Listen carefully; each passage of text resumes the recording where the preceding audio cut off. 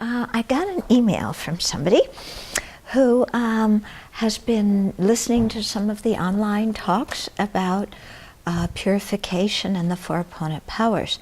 And she was thinking about the difference between regret and guilt, because I make that a big distinction between the two and the four opponent powers for purification.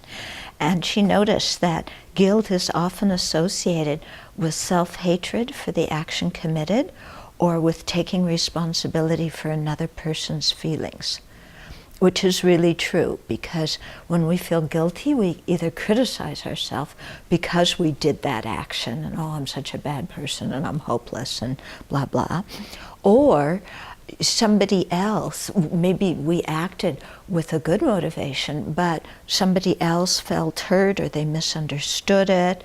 But anyway, we started feeling responsible for their emotions instead of realizing that we're not. We acted with a good intention. They're responsible for their emotions. And instead, we start feeling guilty because they felt something. And then, so those two things really, kind of embellish the guilt that we're already prone to. So she said, she gave an example from her life. So she has a 4-year-old daughter, and her daughter sometimes expresses her anger and frustration by making faces at her mom.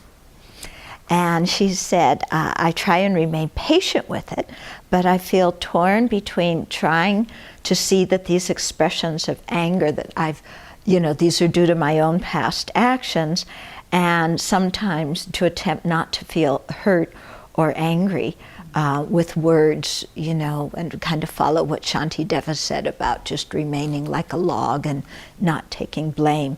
But sometimes she loses it and she gets angry and scolds her daughter, or, slaps her, and then afterwards she feels really guilty and like she's a bad mother and all. So how do you change that guilt into regret, especially in that kind of situation? So I would say, looking at that situation, your responsibility as a mother is to teach your child how to behave properly so that they get along well with other people in the world. So when your child makes faces at you, don't take it personally. That has nothing to do with you. It's the child is doing something to express their anger, and the issue is not oh, my child is mad at me, my child doesn't love me, I'm a bad mother. That's not the issue. The issue is, how do you teach your child to behave appropriately when they're angry? And how do you teach your child to notice their own anger and to handle their own anger? So it has nothing to do with you being a bad person just because your child's mad at you. Because your purpose as a parent isn't to be your child's friend. It's not a popularity contest. It's really teaching the child skills that they need to get through life. And if you do that lovingly, of course the child feels supported, even though sometimes you have to be very firm with the child, and like in this case, say it is not appropriate to make faces at people when you're angry. This is just not appropriate behavior, And you can say to the child, I know you're angry, I know the situation is upsetting to you, because that helps the child learn words to describe her own feelings, and the mother is acknowledging, I know how you feel, but this behavior isn't acceptable, it's not appropriate. And when you feel angry, here is another way to handle it. Like you could say, Mommy, I feel angry because whatever it is, and just say it however she says it without acting out, without this kind of impolite behavior. So I think you're actually doing your child a favor when you teach them like that. I remember one time when I was in Seattle, there was one mother who came in with her child who was maybe 2 years old, maybe 3 years old, And she wanted to talk to me. He was unhappy, so he started to hit his mother. And she just sat there and kind of let him hit her. And I picked him up like this, and I looked him in the eye, and I said, "You cannot hit your mother. You know, that is your mother. You do not hit your mother." Yeah. And then he kind of calmed down. And it was interesting because this mother and son attended Dharma teachings like for the next, I don't know, 10-something years while I was in Seattle. And the kid was great in Dharma teachings. In fact, he listened to them. He often knew the answers when the adults didn't. And I hope he never hit his mother again. I don't know, but you know, he needed somebody to say, "No, this is not appropriate behavior." And so when a child acts like that, there's no reason to feel hurt. Okay, so that's one issue in her letter.